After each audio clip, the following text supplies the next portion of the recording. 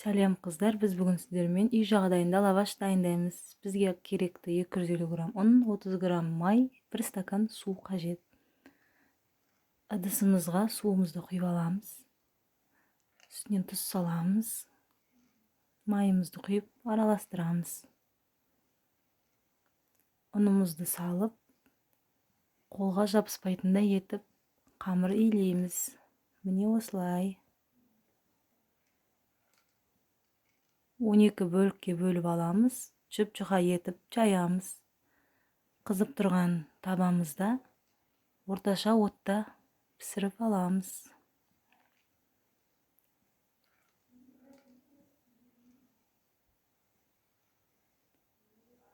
Осылай қозғаймыз.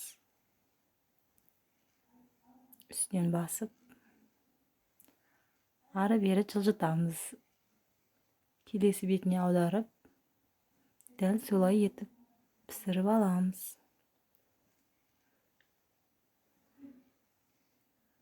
Осындай болып піседі бізде. Одан соң ыдысымызға қойып, үстінен сүт жағамыз. Өте жұмсақ болады сол кезде.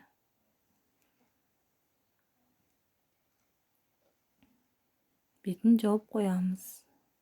Келесісінде дәл солай етіп пісіреміз.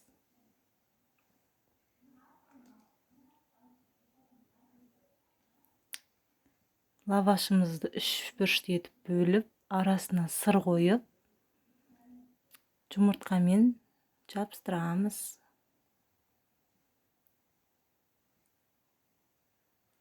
Келесісін дәл солай 3 бұрышты етіп кесіп алып, арасына сырымызды қойып, ораймыз, жұмыртқамен жабыстырамыз.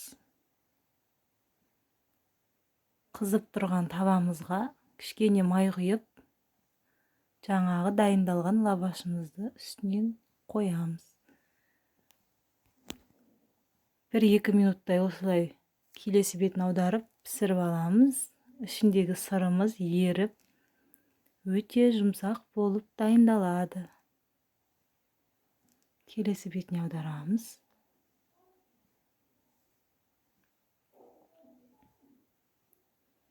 Барлығын осылай пісіріп аламыз.